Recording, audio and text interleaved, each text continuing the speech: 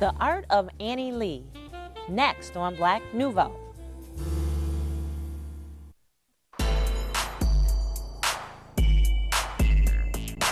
Hi, I'm Faithe Colas. Welcome to Black Nouveau. In addition to The Art of Annie Lee, we'll also chat with author Lynn Harris and profile Milwaukee's Columbia Savings and Loan. But first, the legendary Paul Robeson as interpreted by Paul Mabon. Everett Marshburn has more. This little light of mine, I'm gonna let it shine. Paul Robeson's light was anything but little.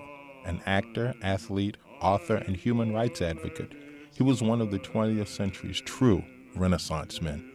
It's an understatement to say he was ahead of his time. In the 1930s and 40s, to have a black man with his picture over a movie house, doing major motion pictures where he wasn't dancing, or the particular the stereotypes that blacks were playing in those days, playing characters of dignity, and also speaking many languages and traveling the world to Europe, Asia, and singing, doing concerts of Negro spirituals.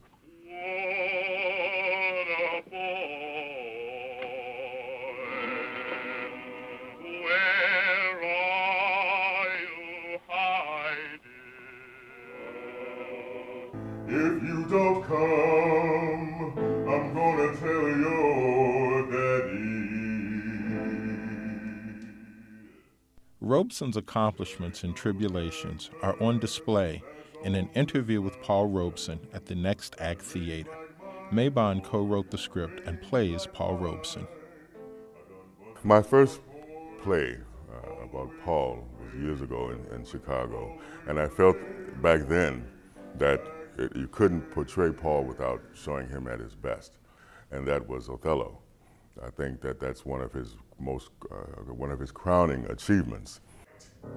My services which I have done the Signory shall outtongue his complaints, for no Iago, but that I love the gentle Desdemona.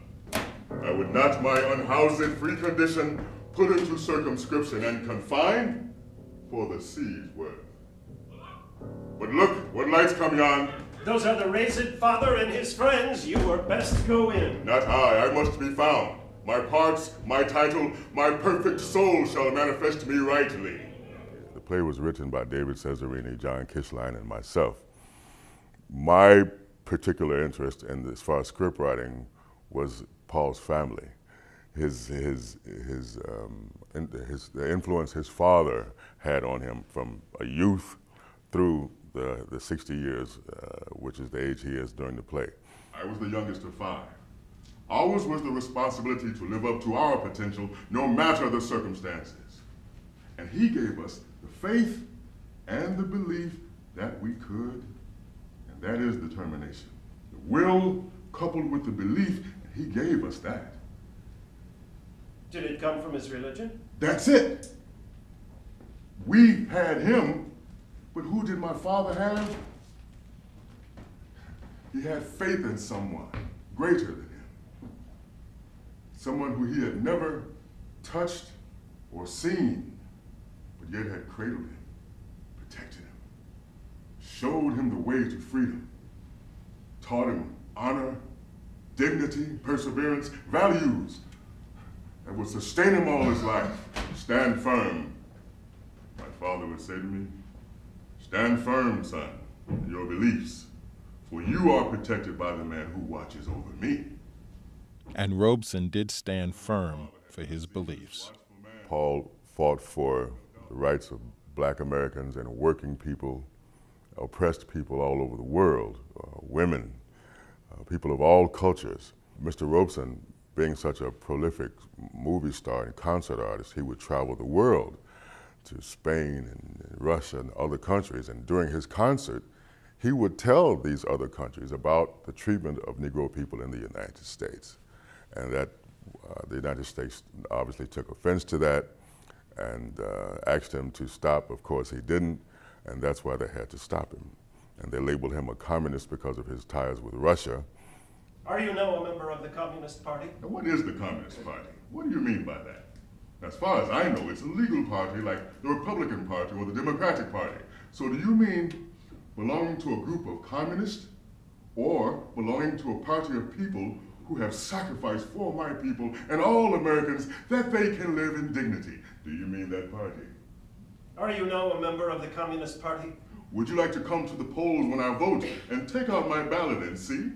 It's a tragedy that someone so powerful and so once loved by this country and considered at one time America's favorite son, the highest paid actor in America for 10 years, can all of a sudden be wiped from the record books.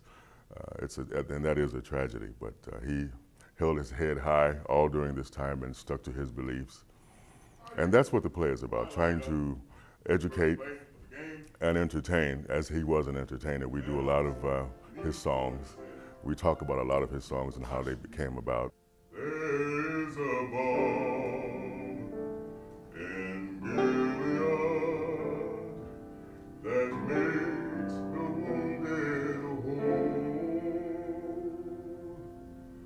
There is a balm in Gilead to heal the sin-sick soul.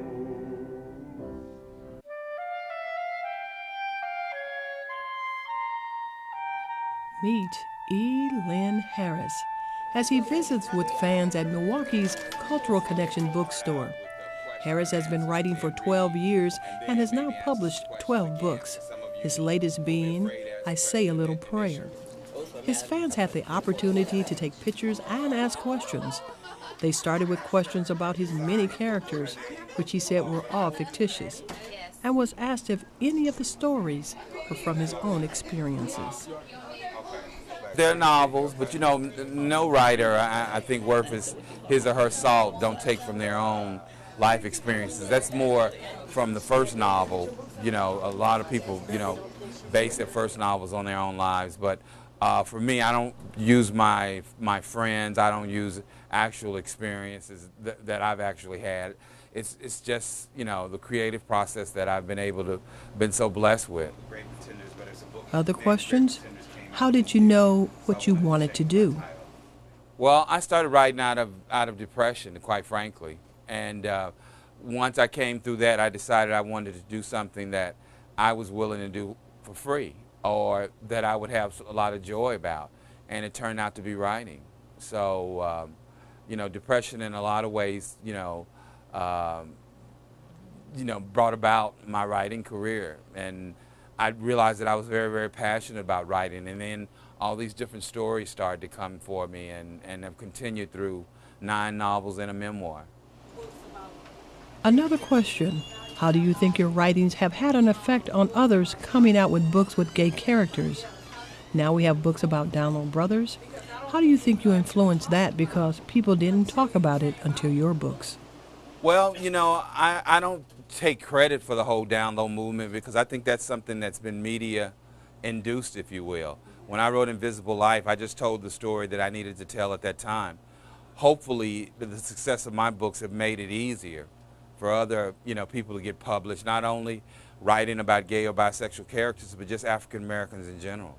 Let me read a little bit from I Say a Little Prayer.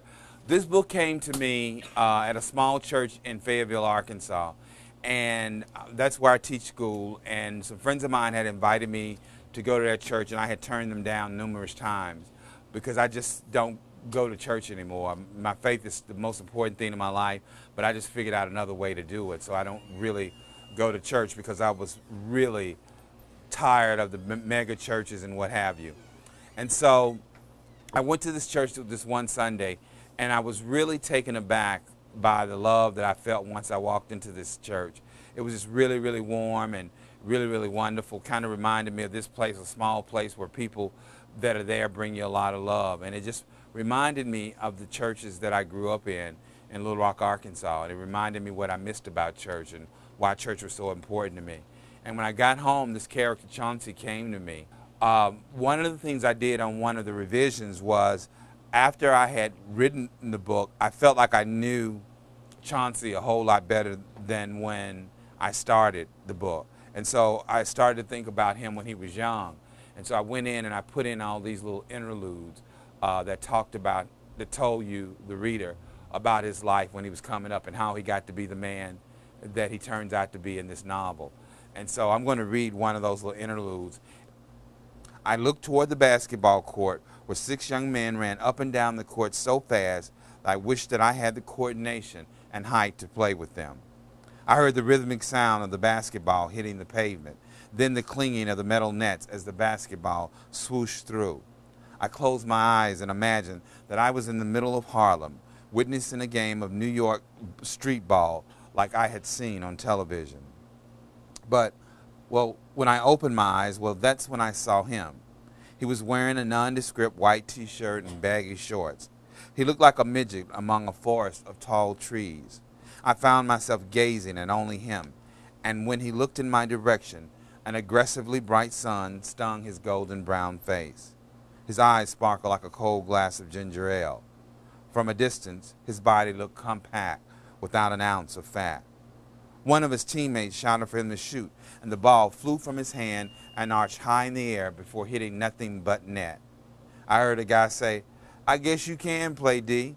I heard they can shoot some hoops down in Georgia." Another echoed, "Your shot is so sweet, from now on we're going to call you Sweet D." After a few more laps up and down the court, Sweet D stopped his stride and looked at me. He smiled as he twirled the burnt orange ball on the tip of his finger, and I knew that somehow he would become an important part of my life. Say a Little Prayer is just a book about pursuing your dream and solidifying your faith. It also deals a little bit with some of the discrimination that goes on in the church. It also talks a lot about the mega churches and if we've lost what we've lost by not having so many small churches like we used to. When not writing, E. Lynn Harris enjoys watching sports, listening to music, and now teaching.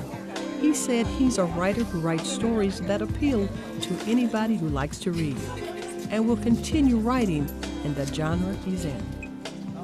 No, I'm going to write the stories that talk about my community and my people. I can't write anything that I'm not passionate about.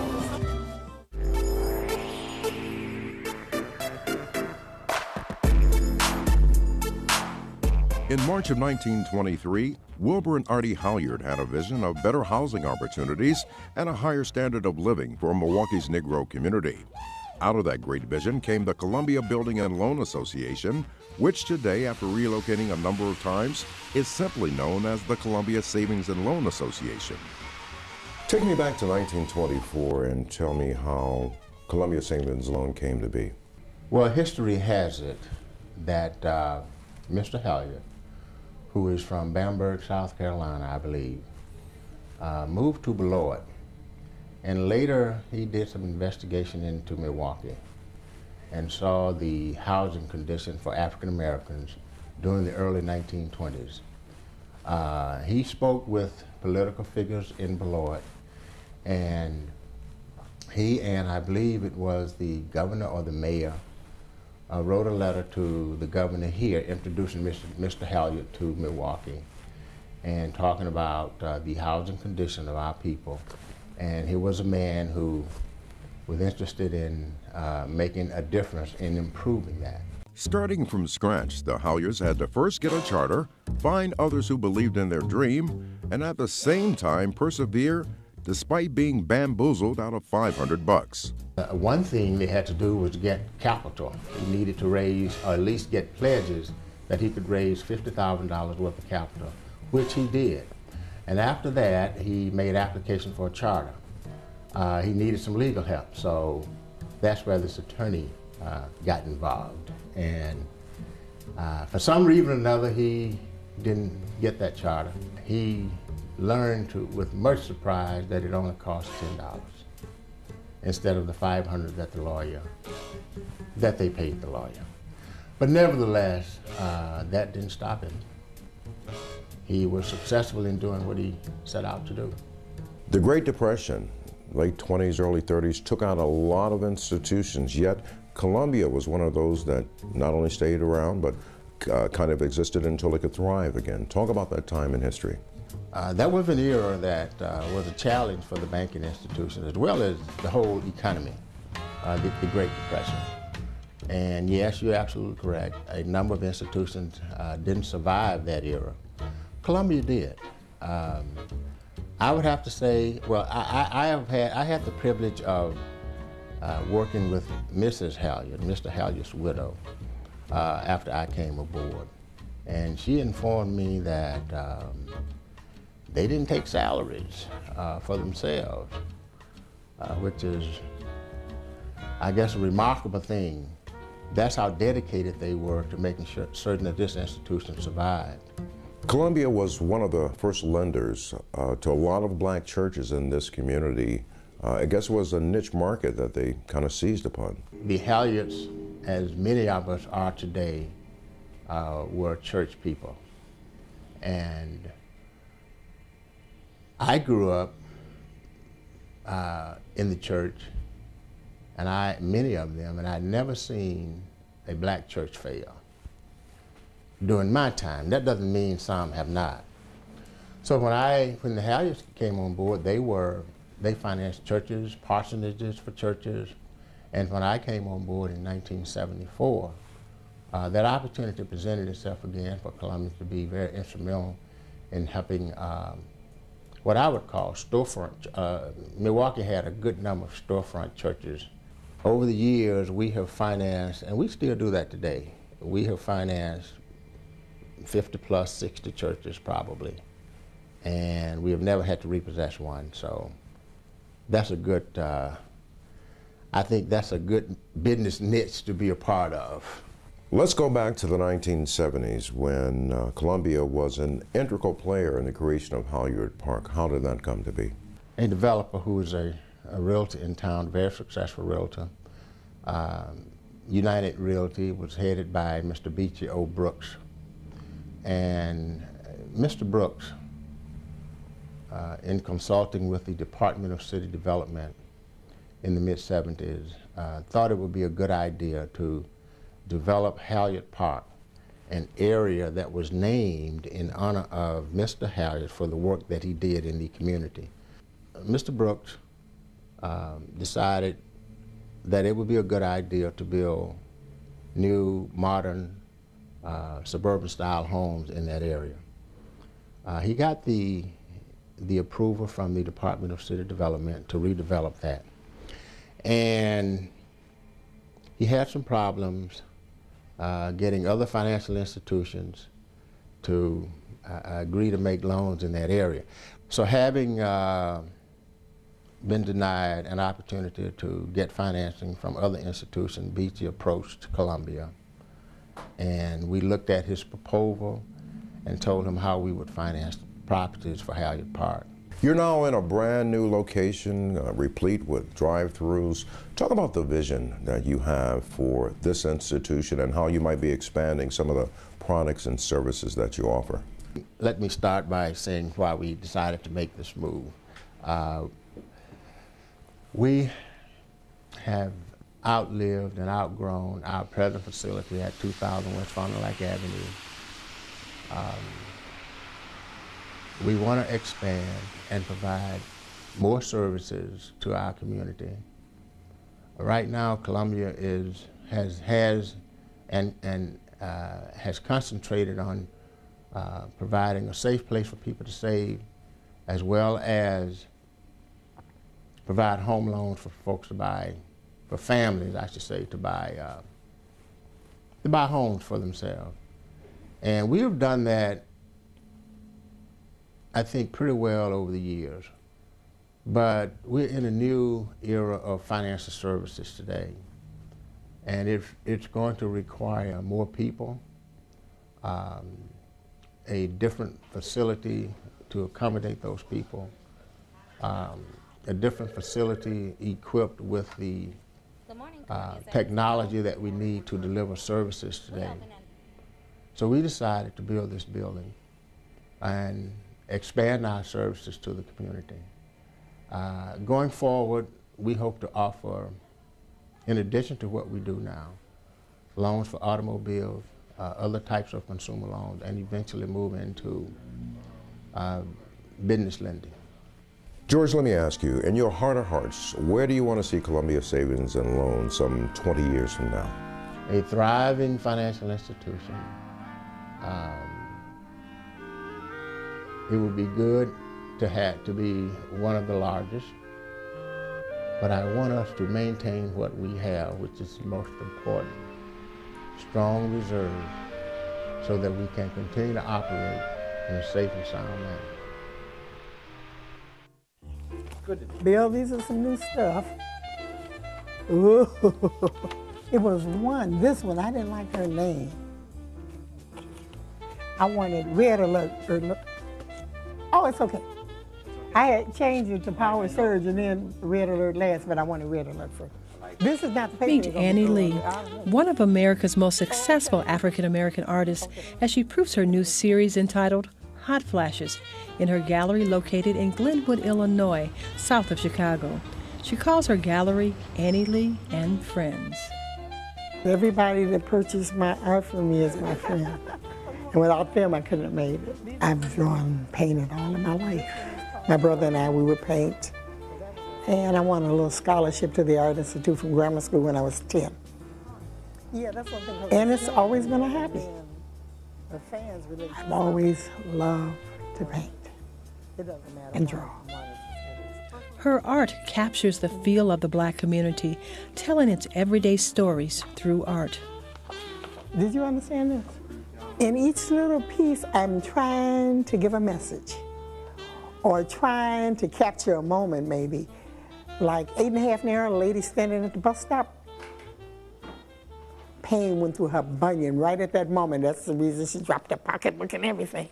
So I tried to get that moment. In Holy Ghost, when the lady got happy and shouted and her pocketbook flew away, I'm trying to capture that moment. Then again, I try to give a message of things that you might be familiar with, the women might be familiar with, like Spin Cycle.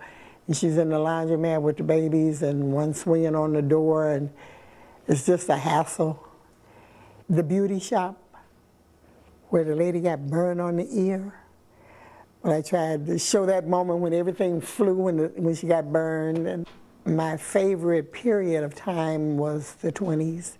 You probably can tell from the fashions in some of my paintings, like a Stage Door Exit, White Tie Only, RSVP. I like that style. The people in her paintings have no faces for a couple of reasons. You can use your imagination. Like my painting Blue Monday, I'm sure most people felt like that on Monday morning. So you can put yourself in there, somebody you know. Number two is I try to let the movement of the character let you know what's going on in the painting. You know she just won, right? I mean, you don't have to see her face to know that. Okay. Annie Lee's Blue Monday is a self-portrait. Her art reflects her experiences growing up on the south side of Chicago. She says she paints what she feels and knows. And a lot of these are experiences that I've gone through, more or less. Most of my paintings, I think, are directed towards the average working woman, which is what I am, which is what I've been all of my adult life. So I paint what I know. For Annie Lee, success was the enjoyment she got out of doing art. Her public success started back in the 70s. Which she really is with that. I was on a bus trip to New Orleans, and I had a little portfolio, and a lady asked, who did those paintings? And I told her that I did. And she said, well, you need to call my boss because we're looking for African-American art. And it was one of those home show companies, and that was back in about 1978 or 79. He said, would you do me maybe 4 little figures paintings? And I did them, and he said, we're going to try to sell them in Wisconsin first and see how it goes. And I think I did 10 of each design, and they sold immediately. And the man came back, and he said, do me 25 of each design. I had about 5 designs. And they sold immediately. He came back and said, do whatever you can do, and we'll buy it. Annie Lee's work reflects the American Black experience, which many people have searched for. We also, though, have to educate the Black community to buy African American art, African American original art, as an investment. It's just recently that we have been able to buy anything that's pertaining to us. That's the same way with the figurines that are selling so well. We haven't been producing the figurines, the African American figurines, and now the African American artists are. So they're selling really well because it's us. We do have to educate people about art, about African American art. They never had any to pick from before. This is all new, and as far as I'm concerned, everybody's doing good. I mean, it's getting better and better and better and better, and more people are buying and buying and buying and buying. Even right now, it's a lot of people that's not aware of art, and it's up to us to teach them and to explain. Okay. I was out of college before I even knew that it was any African American artist in the 1800s, and I have a degree in art. You can find out more about Annie Lee's art at annieleearts.com. And that wraps up this edition of Black Nouveau. Remember, in the coming week, do something to expand your world. Good night.